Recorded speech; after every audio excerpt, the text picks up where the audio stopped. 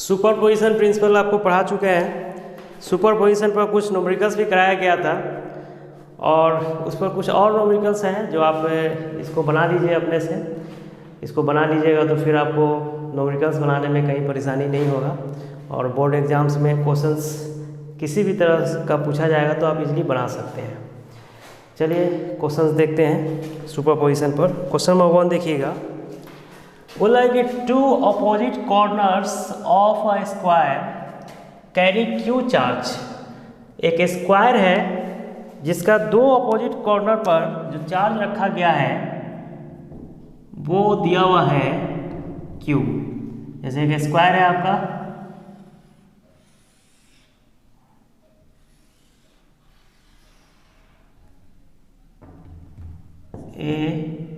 ABCD मान लेते हैं। बोला two opposite corner of a square carry Q charge. Opposite corner पर जो चार्ज रखा गया है वो कितना है, मान लेते हैं ये क्यू है तो ये भी क्यू है, अपोजिट कॉर्नर है, ठीक है ना। Other two opposite corner of the same square carry plus Q charge. और ये दो अपोजिट कॉर्नर जो है ये भी क्यू चार्ज कैरी करता है, ठीक है। मतलब चारों कॉर्नर्स पर चार्ज रखा हुआ है जिसका वैल्यू दिया हुआ है, ठीक है ना। If the resultant force on Q is 0, बोल रहा है कि इस पर जो रिजल्टेंट फोर्स होगा वो 0 है। मतलब कि एफ रिजल्टेंट जो है वो आपका 0 है। If the resultant force on Q is 0, how are Q and small Q are related. अगर यहाँ रिजल्टेंट फोर्स 0 होगा तो कैपिटल क्यू और स्मॉल क्यू में क्या रिलेशन ये निकालना है। तो सबसे पहले तो हमको ये पता करना होगा कि इस पॉइंट में कितना फोर्स लग रहा है, ठीक है। इस चार्ज की वजह से जो फोर्स लगेगा वो ऊपर की तरफ लगेगा, इस तरह से मान लेते हैं F1 है। इसके वजह से जो फोर्स लगेगा इसको मान लेते हैं F2 है, ठीक है ना। और इसके वजह से जो फोर्स लगेगा इसको मान लेते हैं F3 है, ठीक है। इसका डिस्टेंस मान लेते हैं x है, ये x है, ये x है। तो स्क्वायर का डायगोनल कितना होता है, √2x, ठीक है ना। अब F1 F2 जो फोर्स है उसका मैग्नीट्यूड निकालिए आप, उसका वैल्यू कितना है, F1 F2 दोनों बराबर होगा क्योंकि ये K इंटू Q दोनों केस में सेम चीज़ है, K into Q into Q है ना, small Q capital Q, small Q capital Q, distance भी बराबर है तो दोनों का मैग्नीट्यूड बराबर होगा, ठीक है। इसके बीच में एंगल जो बनेगा वो 90 डिग्री बनेगा। तो रिजल्टेंट फोर्स जो होगा आपका वो इस डायरेक्शन में होगा। तो इसका रिजल्टेंट फोर्स का वैल्यू कितना हो जाएगा, एफ रिजल्टेंट का मैग्नीट्यूड जो होगा FR = F1 square plus F2 square 2F1 F2 cos theta, cos 90 है तो ये 0 हो जाएगा, ठीक है ना। मतलब ये वैल्यू आ जाएगा F1 square plus F2 square. इसको मान लेते हैं कि ये आपका m है, ठीक है ना। तो ये हो जाएगा m square plus m square √2m, ठीक है। अब इसके वजह से इस पॉइंट पर जो फोर्स लगेगा F3 this is equal to K into Q by √2x का होल स्क्वायर, मतलब 1/2 K into Q square by x square हो जाएगा, ठीक है ना। अब यहाँ पर रिजल्टेंट फोर्स, इस पॉइंट पर रिजल्टेंट फोर्स 0 तभी हो सकता है जब ये और ये एक दूसरे का अपोजिट होगा, तभी जाकर ना 0 होगा। मतलब F नेट 0 होगा, मतलब F नेट एट आपका F नेट जो होगा एट Q इज 0। 0 का मतलब क्या है कि आपका FR प्लस F3 ये इक्वल टू क्या होगा, 0 होगा। या आप ये भी बोल सकते हैं कि FR इक्वल टू जो होगा माइनस F3 होगा, ठीक है ना। तो इसका वैल्यू निकालिएगा तो यहाँ से वैल्यू आएगा FR equal to minus F3 कीजिएगा तो FR का वैल्यू कितना है, तो FR का वैल्यू आपका आया है √2m। F3 का वैल्यू कितना है, तो F3 का वैल्यू है 1/2 K into Q square by x square. मतलब ये √2m का वैल्यू कितना माने थे, तो m आप माने थे इसको माने थे ना K into Q by x square minus 1/2 K into Q square by x square से एक्स स्क्वायर कट जाएगा, ठीक है ना, के से के कट जाएगा, क्यू से क्यू कट जाएगा, ठीक है ना। इस तरह से आपका √2q equal to minus q/2 आ जाएगा, मतलब q का वैल्यू आ जाएगा -2√2q या q का वैल्यू -1/2√2q आ जाएगा। ये रिलेशन दोनों के बीच में होगा, ठीक है, इस तरह से।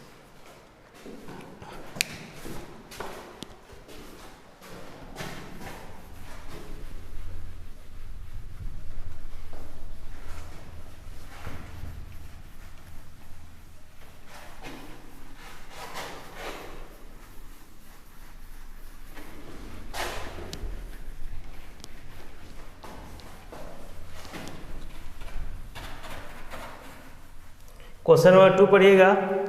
क्वेश्चन नंबर 2 में बोल रहा है कि equal charges each of 2 microcoulomb are placed at x equal to 0, 2, 4, 8, 16 on x axis, find the force experienced by the charge at x equal to 2। मतलब चार्ज जो है इक्वल है, ठीक है, और इसको प्लेस किया गया है x इक्वल टू 0 पर, 0 सेंटीमीटर पर, x इक्वल टू 2 सेंटीमीटर पर, x इक्वल टू 4 सेंटीमीटर पर, x इक्वल टू 8 सेंटीमीटर पर और x इक्वल टू 16 सेंटीमीटर पर चार्ज को रखा गया है। यहाँ Q1 भी Q है, ये Q2 भी Q है, Q3 भी Q है, Q4 भी Q है और Q5 भी Q है, ठीक है। Equal charges of 2 microcoulomb are placed, मतलब Q का वैल्यू कितना दिया हुआ है 2 microcoulomb, placed at x equal to 0, 2, 4, 8, 16 on x axis, find the force experienced by the charge at x equal to 2 centimetre. 2 centimetre में जो फोर्स एक्सपीरियंस होगा सारे चार्ज की वजह से ये निकालना है। देखिए 1 की वजह से फोर्स लगेगा F1 इस डायरेक्शन में, 3 की वजह से इस पर लगेगा F3 इस डायरेक्शन में, 4 की वजह से लगेगा F4 इस डायरेक्शन में, 5 की वजह से लगेगा F5 इस डायरेक्शन, ठीक है। 3 फोर्स एक डायरेक्शन में लग रहा है, 1 फोर्स अपोजिट डायरेक्शन में लग रहा है, ठीक है। अब देखिए यहाँ से यहाँ की दूरी कितना है 2 सेंटीमीटर और यहाँ से यहाँ की दूरी कितना है 2 सेंटीमीटर। देखिए डिस्टेंस दोनों का बराबर है, चार्ज का मैग्नीट्यूड भी बराबर है। इसका मतलब ये हुआ कि F1 जो है आप कैंसिल कर देगा किसको F3 का, क्योंकि F1 and F3 are in opposite direction and its magnitude are same, so they are cancelled each other। ये एक दूसरे को कैंसिल कर देगा, ठीक है ना। तब बच जाएगा इस पर सिर्फ नेट फोर्स, इस पॉइंट पर कौन बचेगा F4 और F5।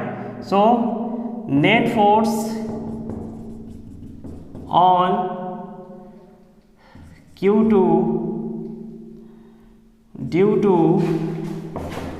Q4 and Q5 is F net कितना हो जाएगा, तो आपका हो जाएगा F4 प्लस F5, ठीक है ना।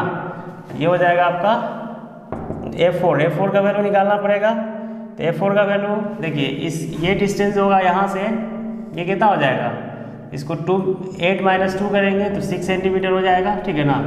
और यहाँ से यहाँ का डिस्टेंस कितना होगा 16 - 2 कीजिएगा तो 14 सेंटीमीटर, ठीक है ना।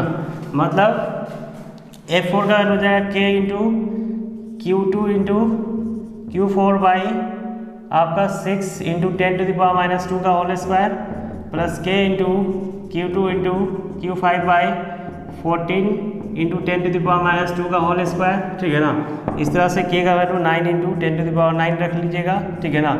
और Q2 जो है बाहर ले लीजिए, Q2 का वैल्यू कितना है, तो ये 2 माइक्रोकूलम 10⁻⁶ बच जाएगा Q4 का वैल्यू कितना है, वो भी सेम है 2 इंटू 10⁻⁶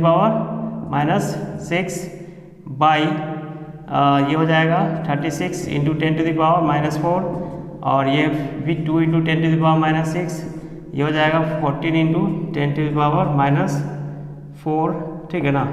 इसको आप सॉल्व कर लीजिएगा, 9 इंटू 10⁹, 2 इंटू 10⁻⁶, ये 2 इंटू 10⁻⁶ भी बाहर हो जाएगा और नीचे में आपका कौन हो जाएगा 10⁻⁴ 1/36 और ये आपका आ जाएगा 14 का स्क्वायर कितना होगा? 14 का स्क्वायर हो जाएगा 6, 5, 4, 1, 6, 9, 1, 196 हो जाएगा। ठीक है ना, इसको आप सॉल्व कर लीजिएगा। इतना न्यूटन फोर्स जो है लगेगा इस पॉइंट पर। This is the net force.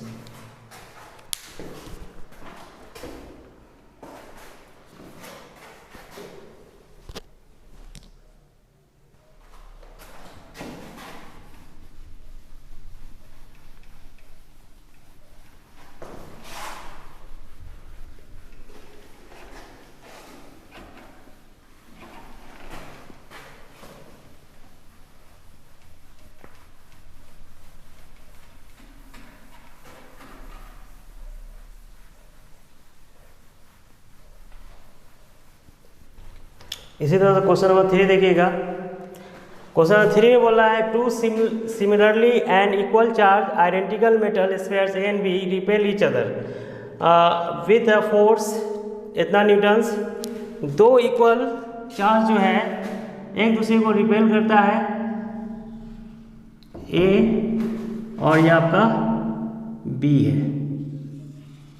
ठीक है, इस दोनों में फोर्स ऑफ रिपल्सन लगता है, एफ ए की वजह से लगेगा और यहाँ पर एफ बी की वजह से लगेगा। ठीक है, two similar and equally charge identical metal spheres A and B repel each other with a force 2 × 10⁻, force का वैल्यू कितना दिया हुआ है?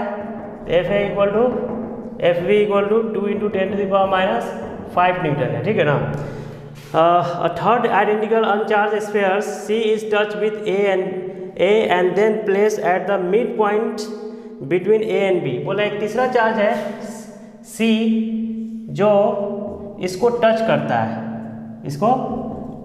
है, ठीक है ना। मान लेते इसका चार्ज Q है, इसका भी चार्ज Q है, ठीक है ना।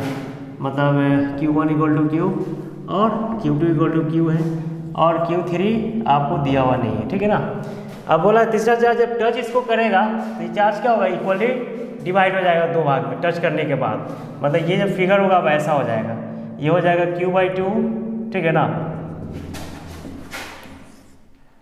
ये आपका Q है और ये आपका ये हो जाएगा Q/2, ठीक है ना। इस दोनों का बीच का डिस्टेंस शायद नहीं दिया हुआ है। Touch with and then place at the mid point of the what is the net electric force, नहीं दिया हुआ है डिस्टेंस, इसको x मान लेते हैं। तो यहाँ से यहाँ का दूरी x/2 और यहाँ से यहाँ का दूरी भी x/2 हो जाएगा, ठीक है ना। अब जो force two similarly and equally charge identical metal spheres A and B repel each other with a force इतना न्यूटन। और third identical uncharged sphere C is touched with A and then placed at the midpoint A and B. What is the net electric force? Net electric force क्या होगा ये आपको निकाल के बताना है। तो नेट इलेक्ट्रिक फोर्स होगा जब इसको रखा जाएगा यहाँ पर, तो एफ नेट निकालने के लिए अब इसके वजह से इस पर जो फोर्स लगेगा कितना होगा? F1 और इसके वजह से जो लगेगा ये F2, ठीक है ना। तो F1 का वैल्यू कितना आएगा? F1 = हो जाएगा K × Q/2 × Q/2/x/2 का होल स्क्वायर। मतलब ये वैल्यू आ जाएगा आपका K × Q²/4 x²/4, 4 से 4 कट जाएगा, मतलब ये K × Q²/x² आ जाएगा। F2 जो निकालिएगा F2 हो जाएगा K × Q/2 × Q/x/2 का होल स्क्वायर। मतलब ये वैल्यू आ जाएगा Q²/2/x²/4, ठीक है ना। इससे ये कटेगा तो ये 2K Q²/x² आ जाएगा। तो एफ नेट कितना होगा? तो एफ नेट इसमें वैल्यू ये बड़ा है तो F2 माइनस F1 करेंगे, ये वैल्यू आ जाएगा 2K Q²/x² minus K × Q²/x²। मतलब ये वैल्यू आ जाएगा K Q²/x², एफ नेट है ना। और F net K Q × Q², ये वैल्यू कितना दिया हुआ है? FA = FP = K Q²/x² का वैल्यू है 2 × 10⁻⁵ न्यूटन। मतलब ये वैल्यू हो जाएगा आपका F net, this is equal to 2 × 10⁻⁵ newton, ठीक है ना। 2 आवर्स किस डायरेक्शन में लगेगा? तो बड़ा कौन है? बड़ा आपका F2 है, 2 आवर्स ए डायरेक्शन में लगेगा, ठीक है ना।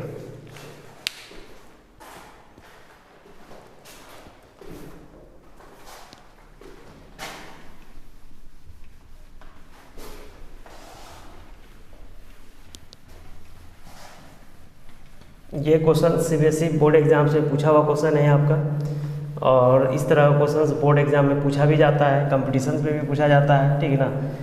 नीट वगैरह का एग्जाम जो होता है उसमें भी इस तरह का क्वेश्चन डाला जाता है, ठीक है। ऑब्जेक्टिव्स क्वेश्चन कराएंगे तो और क्लियर होगा आपका।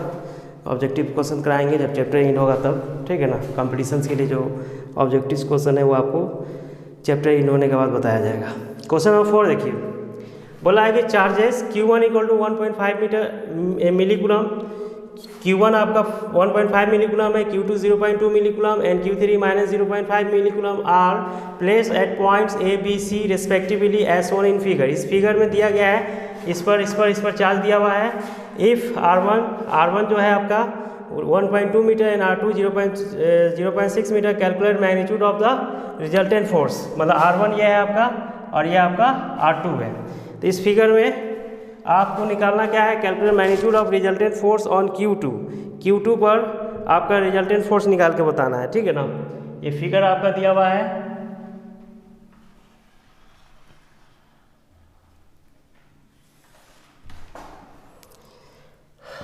Q1 का वैल्यू, Q2 का वैल्यू और Q3 का वैल्यू, ये तीनों दिया हुआ है। Q1 कितना है 1.5 मिलीकूलम, मतलब 1.5 इंटू 10⁻³ कूलम, मतलब 15 इंटू 10⁻⁴ कूलम हो जाएगा। Q2 कितना दिया हुआ है तो 0.2 मिलीकूलम, मतलब 0.2 इंटू 10⁻³ कूलम, मतलब ये 2 इंटू 10⁻⁴ कूलम हो जाएगा। और Q3 कितना दिया हुआ है तो Q3 आपका माइनस 0.5 मिलीकूलम है, तो ये हो जाएगा आपका माइनस 0.5 इंटू 10⁻³ कूलम, मतलब ये आपका -5 इंटू 10⁻⁴ कूलम हो जाएगा, ठीक है। अब देखिए बोला है कि बी पर आपका net force calculate magnitude of resultant force on two पर निकालना है। देखिए इसके वजह से जो फोर्स लगेगा इस डायरेक्शन में लगेगा F1, इसके वजह से जो फोर्स लगेगा वो आपका फोर्स ऑफ अट्रैक्शन होगा। ये वैल्यू जो है इससे बड़ा है तो अपनी ओर खींचेगा, ये हो जाएगा आपका F2, ठीक है ना। इसके बीच का एंगल कितना है 90 डिग्री, तो रिजल्टेंट फोर्स कहाँ होगा इसके बीच में होगा F रिजल्टेंट, ठीक है ना। तो F1 निकालिएगा, F1 का वैल्यू कितना होगा, F1 हो जाएगा R1 का वैल्यू दिया हुआ है कितना, R1 दिया हुआ है आपका 1.2 मीटर, R2 दिया हुआ है कितना, R2 आपको दिया हुआ है 0.6 मीटर, ठीक है ना। तो F1 निकालिएगा तो ये हो जाएगा K into Q1 into Q2 by R1 square, 9 into 10⁹ Q1 का वैल्यू कितना है तो 15 इंटू 10⁻⁴, Q2 कितना है तो 2 इंटू 10⁻⁴, और R1 का वैल्यू कितना है तो 1.2 का होल स्क्वायर। मान लेते हैं कि इसका वैल्यू x आ गया, गुना भाग कर लीजिएगा, ठीक है ना। F2 का वैल्यू निकालिएगा तो F2 आ जाएगा K into Q2 into Q3 by आपका R2 का स्क्वायर, मतलब K का वैल्यू कितना आएगा, और K हो गया 10⁹, Q1 कितना है तो 2 इंटू 10⁻⁴, Q2 कितना है तो आपका 5 इंटू 10⁻⁴, ठीक है ना, बाई 0.6 का होल स्क्वायर। मान लेते हैं कि ये y आ गया, ठीक है ना। तो रिजल्टेंट फोर्स होगा F रिजल्टेंट का मैग्नीट्यूड कितना हो जाएगा रूट अंडर F1 का स्क्वायर, F2 का square, 2F1 F2 cos theta 90 degree है तो 0 हो जाएगा, मतलब ये आपका हो जाएगा x square plus Y square. इसको सॉल्व कर लीजिएगा, इतना न्यूटन हो जाएगा। x और y का वैल्यू डाल देना है इसमें, बस गुना भाग आप कर लीजिएगा, बहुत बड़ा बात नहीं है। इसी तरह से क्वेश्चन नंबर 5 देखिएगा, क्वेश्चन नंबर 5 पढ़िए आप, ये भी फिगर पर बेस्ड क्वेश्चन है।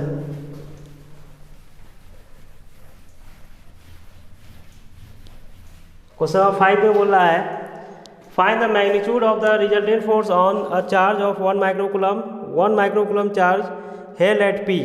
मतलब यहाँ पर 1 माइक्रोकूलम चार्ज रखा गया है ड्यू टू 2 चार्जेज ऑफ इतना कूलम एंड इतना coulomb at A and B। 2 charge है आपका A और B पर रखा हुआ है, ठीक है ना। मतलब ये फिगर है आपका दिया हुआ,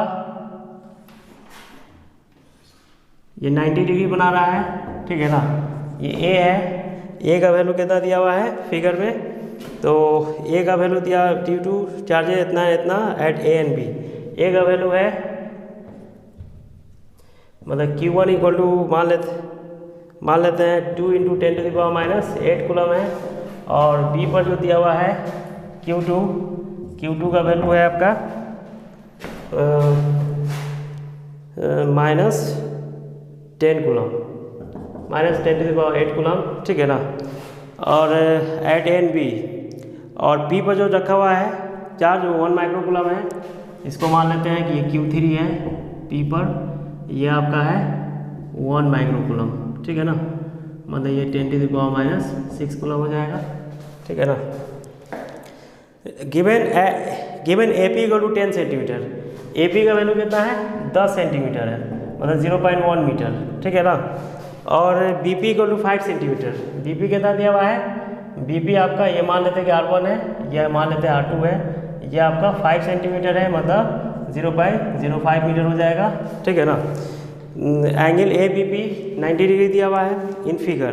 find the magnitude of resultant force on a charge इतना, इस पर जो है रिजल्टेंट फोर्स निकालना है। देखिए ये आपका है नेगेटिव चार्ज, ये पॉजिटिव चार्ज, इसका मैग्नीट्यूड जो है इससे छोटा है, नहीं इसका मैग्नीट्यूड इससे बड़ा है, ठीक है ना। यहाँ पर जो फोर्स लगेगा आपका कितना लगेगा F1, ठीक है ना। और यहाँ पर जो फोर्स लगेगा F2 लगेगा, तो इसके बीच में जो रिजल्टेंट फोर्स होगा ये आपका F रिजल्टेंट हो जाएगा, यही निकालना है।